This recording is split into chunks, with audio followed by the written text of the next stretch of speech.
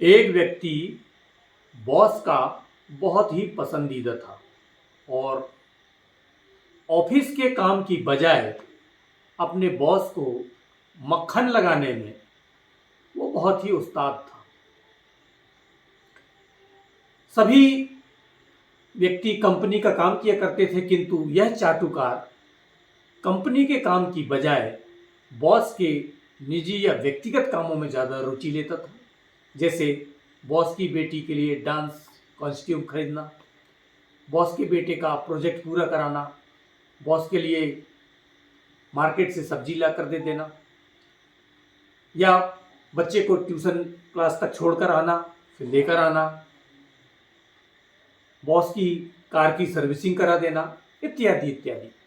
जाहिर है सभी लोग कंपनी के काम में तन मन लगाकर अपना टारगेट पूरा करते थे। उसके बावजूद इस बॉस के चमचे की सबसे पहले इंक्रीमेंट लगती थी, टाइम पे इसका प्रमोशन होता था और समय समय पर मिलने वाले जो लाभ हैं वो इस चाटुकार को ही मिला करते थे।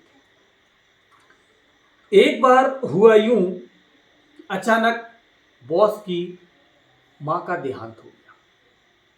जैसे ही लोगों ने बॉस की मां का देहांत का समाचार सुना, सभी रुआंसा चेहरा लिए दौड़े दौड़े बॉस के घर पहुंचे और जाहिर है कि सभी को ये उम्मीद थी कि ये उनका चमचा वहां पहले से ही मौजूद होगा। लेकिन आश्चर्य की बात कि सभी लोग वहां उपस्थित थे, परंतु वही चाटुकार बॉस के घर में अनुपस्थित पाया गया। खैर, जैसे तैसे कंपनी के बाकी कर्मचारियों ने माल्यार्पण से सुसज्जित अर्थी और शव वाहन की व्यवस्था की और श्मशान घाट की ओर चल पड़े। जब वो विद्युत शवदाह गृह पहुंचे तो वहां पर पहले से ही 16 शव की कतार लगी हुई थी। अब जाहिर है कि एक बॉडी को जलने में लगभग 1 घंटा लग रहा था, अर्थात बॉस की मां का नंबर आते आते सूर्यास्त हो जाना था और बॉस गुस्से में और इस शोक की घड़ी में लाल हो रहे थे, बहुत ही ज़्यादा चिंतित थे। लोगों को समझ नहीं आ रहा था कि क्या किया जाए। तभी अचानक एक आश्चर्यजनक घटना घटी कि उन लेटे हुए 16 कतार से लगे हुए 16 शव में से दूसरे क्रम का शव अचानक उठ खड़ा हुआ।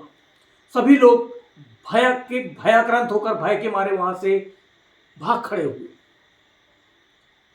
वास्तव में वह जो दूसरे क्रम की जो लाश उठ खड़ी हुई, वह लाश नहीं, वह शव नहीं, वो वही चाटुकार था। उठने के बाद वो बॉस के पास आया और उसने कहा, सर, जब जैसे ही मुझे मालूम हुआ कि आपकी माँ का देहांत हो गया है और सारे लोग आपके घर जा रहे हैं, तो मुझे यकीन था कि वहाँ की व्यवस्था तो हो ही जाएगी।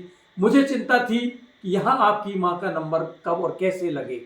इसी चिंता में मैं खुद डेड बॉडी बनकर यहाँ सुबह से लेटा रहा था कि आपकी माँ जी का नंबर समय से लग जाए।